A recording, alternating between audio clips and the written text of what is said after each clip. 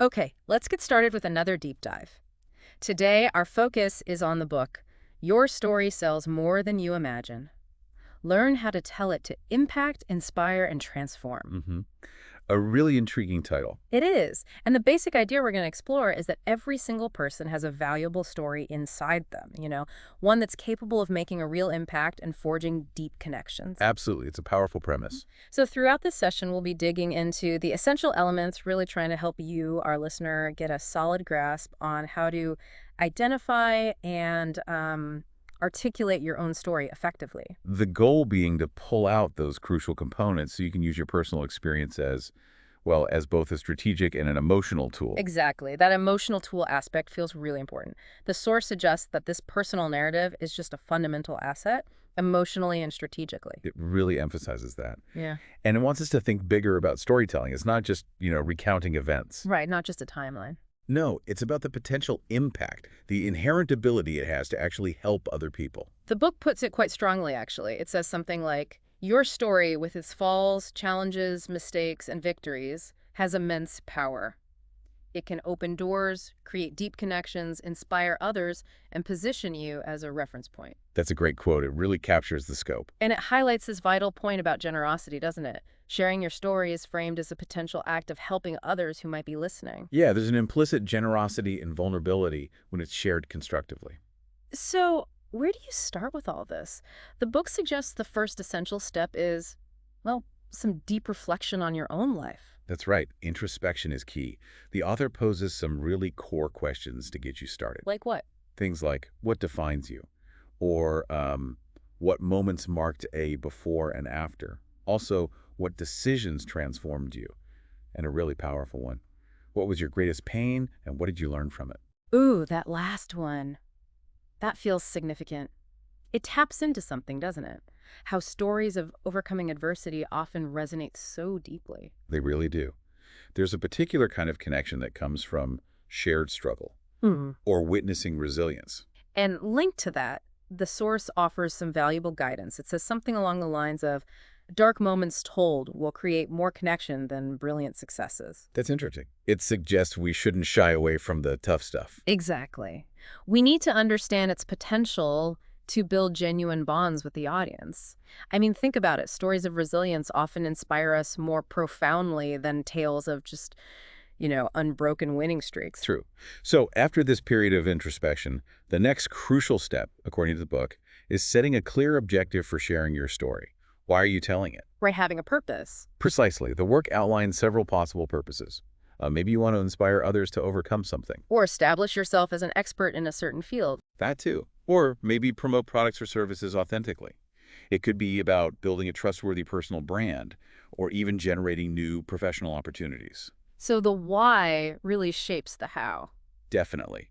Each goal implies a different focus when you're crafting and sharing the narrative. Okay, so once you've done the self-reflection and you've got some clarity on your story and your purpose, then the focus shifts to the audience. Yes, the audience is paramount. The book stresses how important it is that your story resonates with the people hearing it.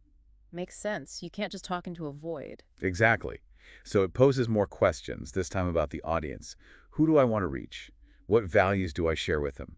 And crucially, what do they need or desire that I can offer from my experience? That last one connects the story back to the purpose, I suppose. It forces you to think about the value exchange. It does. Consider for a moment how you might tell the same anecdote differently to, say, a group of aspiring entrepreneurs versus a room full of university students. Yeah, the emphasis would shift, wouldn't it? The takeaways you highlight. Precisely. A story's effectiveness is intrinsically tied to its ability to connect with its intended audience. And to help with that connection, the text provides a narrative structure model. Ah, like a framework. Kind of. So, It's designed to foster that emotional connection. It breaks down into four main parts. The beginning, which sets the context. we're getting started. Right. Then the complication, or the knot, that's the conflict or challenge. Then the climax, which describes the decision or the turning point. The moment of change. Exactly. And finally, the resolution, or denouement, which reveals the transformation and the resulting learning. It's not meant to be rigid, but it offers a useful guide for organizing the story impactfully. Okay, so context, conflict, climax, resolution. Does it give an example? It does. A pretty concrete one for each stage. For the beginning, it gives the example of someone feeling unfulfilled at work. I worked in an office where every Monday felt like it was stealing my soul. Ooh, relatable for some, I imagine, sets the scene. Definitely. Yeah. Then the complication, the knot, introduces the disruptive event and the feelings around it.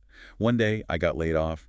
I didn't know what to do with my life. I felt fear, but also freedom. That point of uncertainty, that's key for empathy, right? Absolutely. It draws the listener in. Yeah. Then comes the climax, the moment of taking a significant decision. I decided to start from scratch. I went back to studying. I launched myself as an entrepreneur without knowing if it would work. The leap of faith. And finally, the resolution shows the transformation and how the experience is now applied. Today, I mentor entrepreneurs who, like me, doubt themselves. My story is my best tool. See how it loops back? The ending connects to the beginning, showing that significant evolution. That's quite neat. It provides a clear arc. So the next stage the book talks about is actually turning that personal story into a concrete value proposition, making it useful. Yes.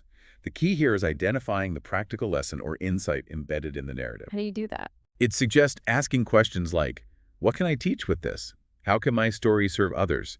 And what product, service, or message do I want this story to accompany? So it's about translating the experience into something tangible for the audience, like maybe a personal experience overcoming an illness could become a motivational talk or support program. Exactly that kind of application. The book lists various ways a story can translate into value talks, courses, books, coaching services, building brands, even driving social causes. Wow, quite a range. And it also lists the kinds of goals you can achieve by sharing your story effectively. Things like personal and professional positioning. Building your reputation. Right. Generating authentic inspiration, establishing meaningful connections, building emotional credibility, creating a transformative impact, and even potentially monetization. It's interesting how one genuine story can branch out into so many potential outcomes. It really is. The power of authenticity, structured well. The source includes a powerful reflection at this point, something like, when your story has clarity, coherence, and heart, it can be your greatest source of impact and growth. That sums it up nicely, doesn't it? The importance of authenticity, structure, and that emotional core, the heart, to get significant results. That emotional connection really does seem irreplaceable. You can't fake that. No, you can't. And to wrap things up, the book revisits the central message, emphasizing the personal story as a source of hope and a catalyst for change in others. And it reinforces the idea that imperfect stories are not just okay, they're powerful. Exactly. Their power lies in their authenticity. It's not about making things up or exaggerating. It's about sharing the truth of your own experience, flaws and all. The book closes with several really thoughtful quotes. One is, telling your story isn't repeating the past, it's planting hope in others. It's saying, I went through that, and you can get through it too. That's lovely. Giving permission almost. Yeah. And another key idea. Don't underestimate yourself. Don't think you need a perfect life to be heard. Imperfect stories, told truthfully, have a power that no professional script can beat. A great reminder against comparing ourselves to some idealized version. Definitely. And finally, it's really a call to action. Your story deserves to be told. And someone out there is waiting to hear it to change theirs. Wow, that lands with some weight. It does. It makes you think, doesn't it? Yeah. About that part of your own story you might have hesitated to share, and the potential impact it could have on someone else. So as we finish this deep dive, the final thought really revolves around reflecting on our own life path and the inherent potential within it to build those deep connections and, positively influence the world around us. An invitation, perhaps, for everyone listening to consider what story they carry inside and how they might shape it to make a difference.